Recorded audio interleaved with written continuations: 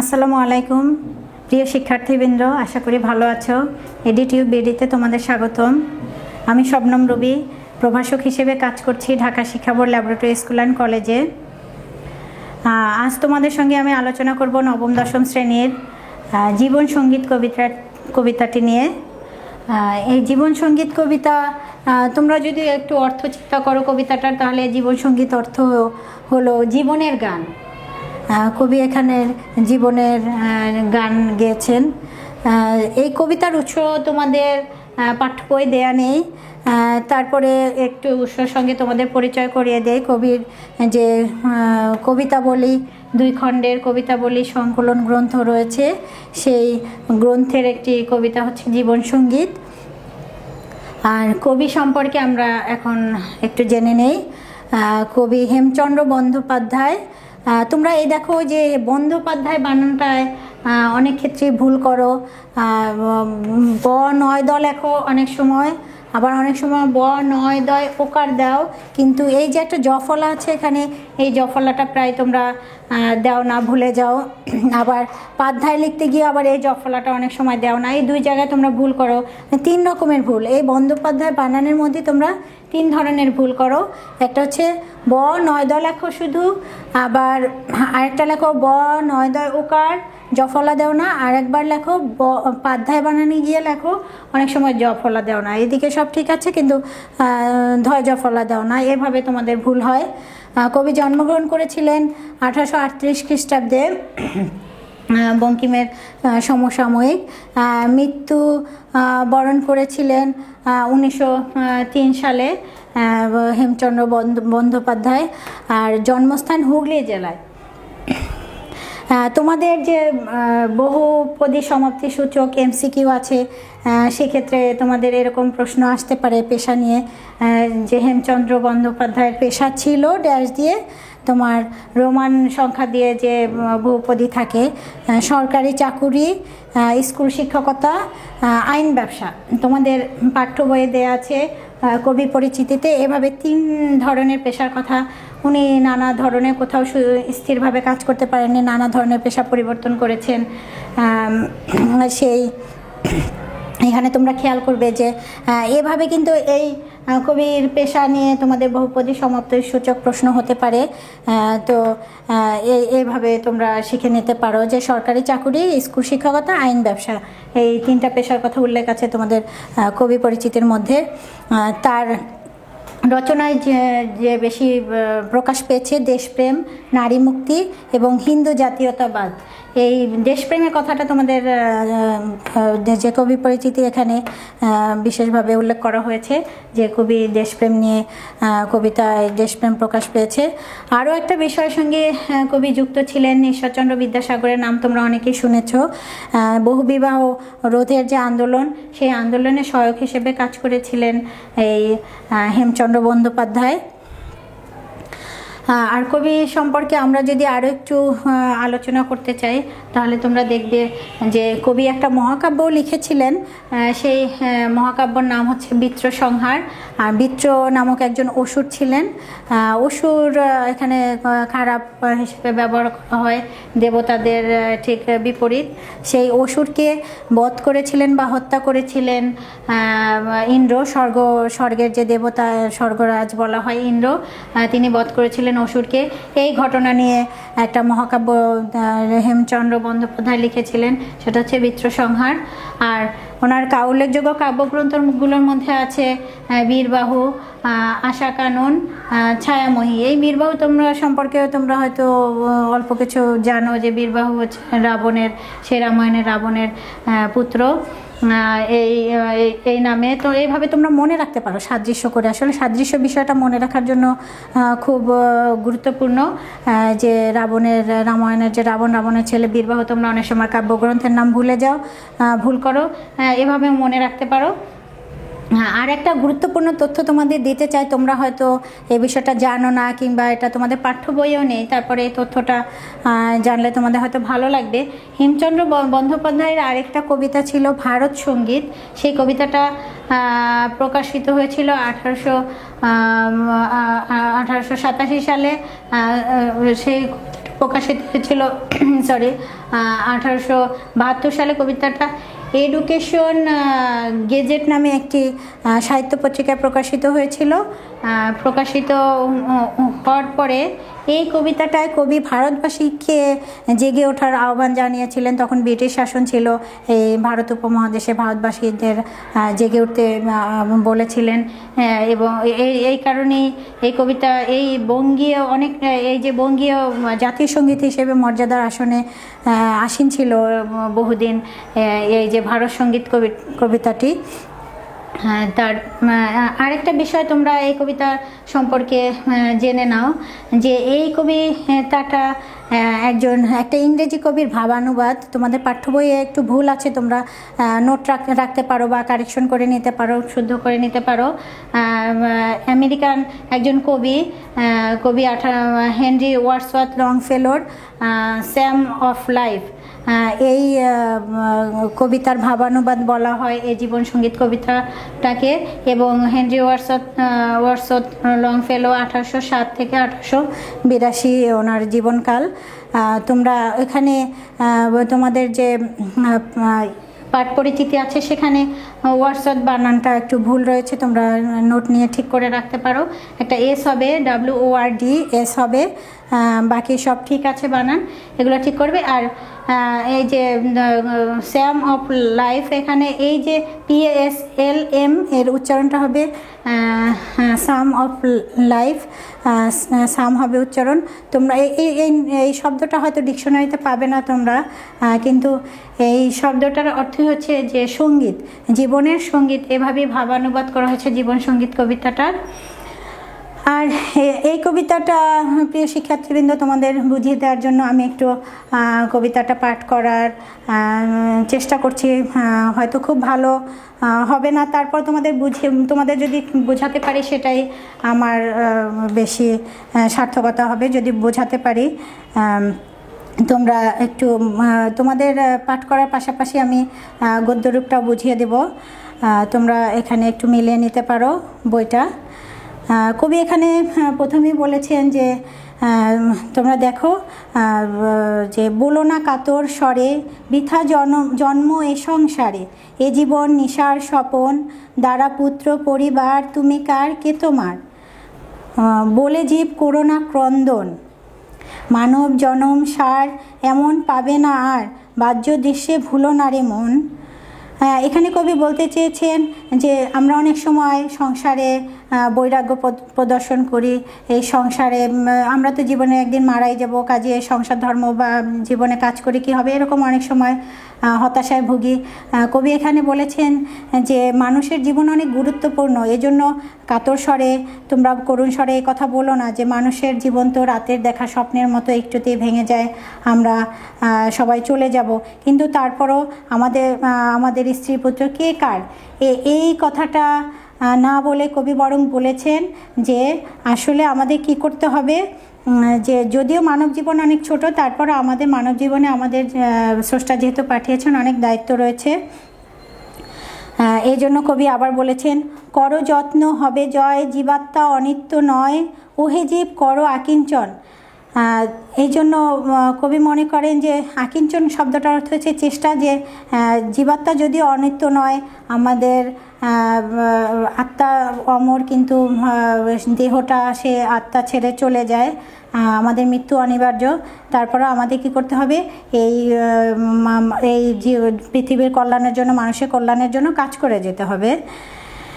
হ্যাঁ, কিন্তু সেই কাজ করার জন্য আমাদের সুখের আশা করা যাবে না। এরপরে এই জন্য কবি বলেছেন করোনা সুখের আশ, পুরোনা দুঃখের ফাঁস, জীবনের উদ্দেশ্য তা নয়, সংসারে সংসারী সাজ, করো নিত্য কাজ, ভবের উন্নতি যাতে হয়।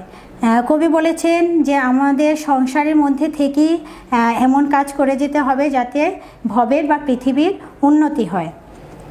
দিন যায় ক্ষণ যায় সময় কাহারও নয়, বেগে ধায় নাহি রহে স্থির, সহায় সম্পদ বল সকলই ঘুচায় কাল, আয়ু যেন শৈবালের নের।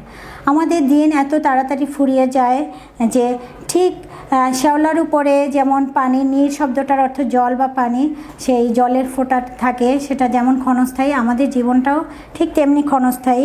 এই জন্য আমাদের সেই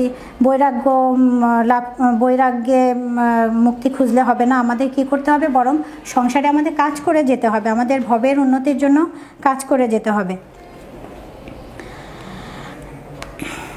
এরপর কবি বলেছেন, সংসার সমরাঙ্গনে যুদ্ধ করো দৃঢ়পণে, ভয় ভীত হইও না মানব, করো যুদ্ধ বীর্যবান, যায় যাবে যাক প্রাণ, মহিমাই জগতে দুর্লভ। কবি বলেছেন যে সংসার আসলে একটা যুদ্ধক্ষেত্রের মতো। যুদ্ধক্ষেত্রে যেমন কঠিনভাবে আমাদের নানা বাধা বিপত্তি পেরিয়ে অগ্রসর হতে হবে, এই সংসারটাও তেমন আমাদের সংসারের ভেতরে থেকেই কাজ করে যেতে হবে। সংসার পরিত্যাগ করে কাজ করার কথা এখানে কবি বলেননি। মনোহর মূর্তি হেরে ওহে জীব অন্ধকারে, ভবিষ্যতে করোনা নির্ভর, অতীত সুখের দিন পুনরায় ডেকে এনে, চিন্তা করে হইও না কাতর।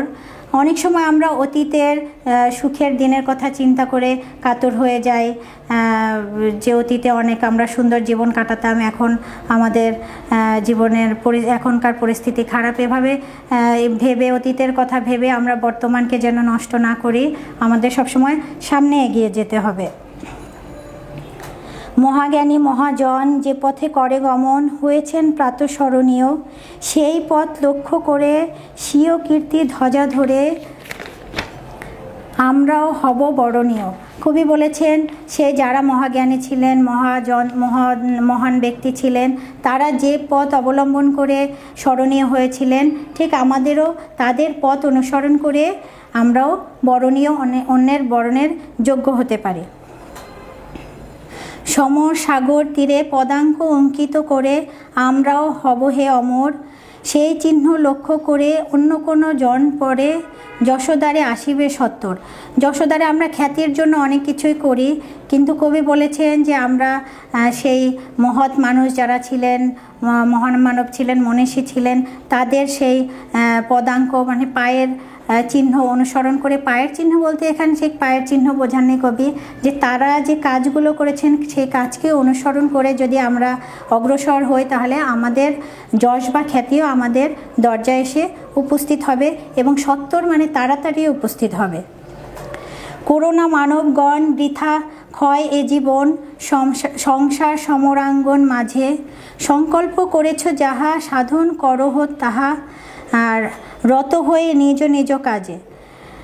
কবি বলেছেন যে শুধু সংসার আমাদের করতে হবে, কিন্তু সেই সংসারের মাঝেই আবার এই জীবনটা বৃথায় ক্ষয় করা যাবে না। আমাদের সংসার ধর্ম যেমন পালন করতে হবে, সে তেমনি সংসারের পাশাপাশি আমরা মানব জাতির জন্য, মানুষের জন্য, ভবের উন্নতির জন্য, এই পৃথিবীর উন্নতির জন্য আমাদের যার যা সংকল্প আছে, যার যা করণীয় আছে, সেটাও সেই কাজও আমাদের করে যেতে হবে। এখানে চমৎকারভাবে কবি সেই মানব জীবনের যে সংসারের পাশাপাশি মানবের কল্যাণে, মানুষের কল্যাণে, পৃথিবীর কল্যাণে আমাদের কাজ করে যেতে হবে, সেই কথা বলেছেন। এখানে কিছু তোমাদের অনুধাবন প্রশ্নগুলো, জ্ঞানমূলক তো যে কোনো কবিতার লাইন, কবি পরিচিতি কিংবা পাঠ পরিচিতি শব্দার্থ যে কোনো জায়গা থেকে আসতে পারে, কিন্তু তোমাদের অনুধাবনের জন্য কিছু বিষয় খুব গুরুত্বপূর্ণ, এই বিষয়গুলো নিয়ে তোমাদের সঙ্গে একটু আলোচনা করতে পারি। যে জীবাত্মা অনিত্য নয়, যে মানুষের আত্মা অমর। জীবাত্মা মানে হচ্ছে মানুষের আত্মা, এই জীবের আত্মা, সেই আত্মাটা অমর, আত্মার কখনো মৃত্যু ঘটে না। কিন্তু মৃত্যু ঘটে কার? সেই দেহের, মানুষের আত্মা অবলম্বন করে থাকে একটা দেহ, সেই দেহের মৃত্যুটা অনিবার্য এবং খুব দ্রুতই মানুষের মৃত্যু ঘটে। কেউই অমর না, এই পৃথিবীতে কেউই অমর না।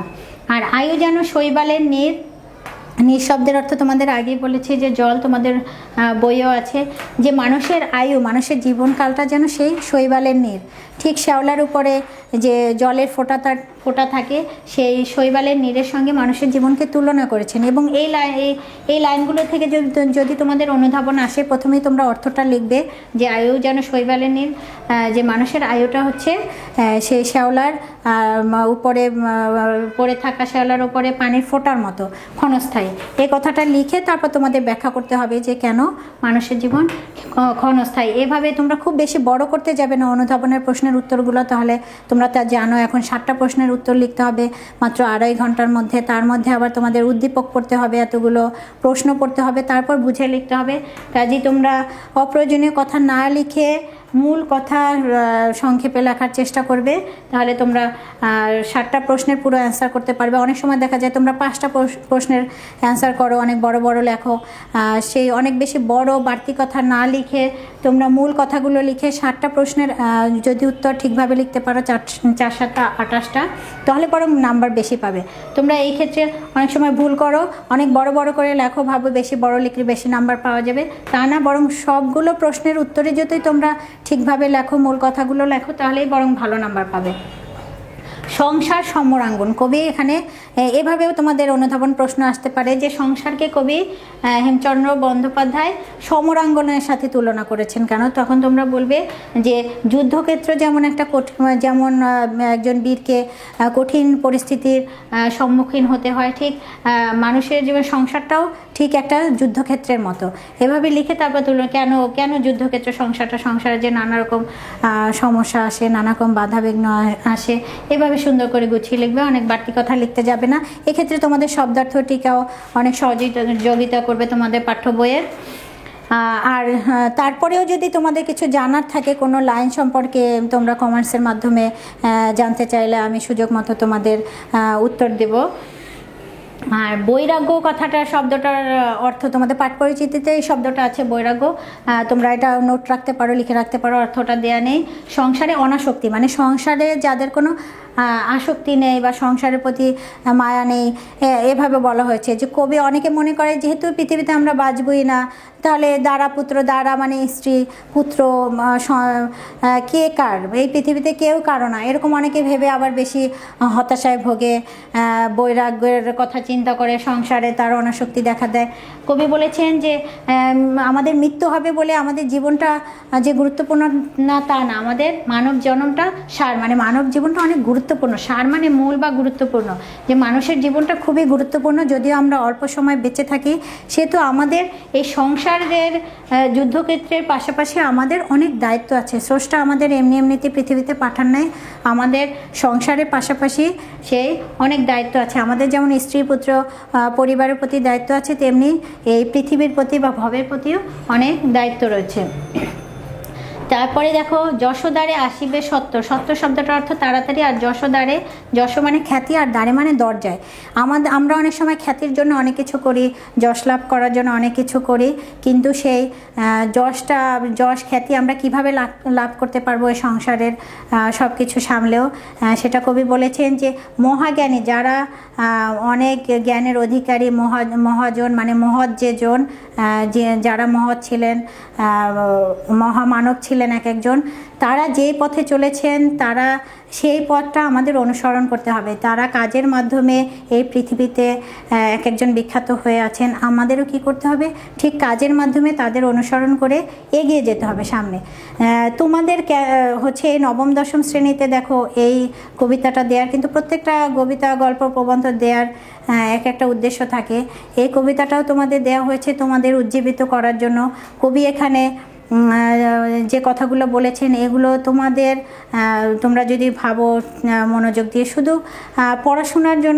পড়াশোনা কিংবা পাশের জন্য পড়া এইভাবে না ভেবে তোমরা গল্প, কবিতা, প্রবন্ধগুলো যদি নিজেদের জীবনের সাথে মিলিয়ে জীবনধর্মী করে পড়তে পারো, সেটাই বেশি গুরুত্বপূর্ণ। কেননা আমরা অনেকটাই যান্ত্রিক হয়ে যাচ্ছি আজকাল। এজন্য আমাদের যেটা করতে হবে যে এই আমাদের সংসারের পাশাপাশি আমাদের মানুষের জন্য, এই পৃথিবীর জন্য আমাদের দায়িত্ব রয়েছে। যেহেতু আমরা এই পৃথিবীতে এসেছি এবং খুব অল্প সময় থাকব, সেই দায়িত্বগুলো যেন আমরা যার যার অবস্থান থেকে সঠিকভাবে পালন করি, সেটাই আমাদের প্রত্যাশা। প্রিয় শিক্ষার্থীবৃন্দ, আশা করব তোমরা এই কবিতা পড়ে উপলব্ধি করবে এবং সেই অনুযায়ী তোমরা নিজেকে পরিচালিত করবে। ভালো থাকো সবাই। আল্লাহ হাফেজ।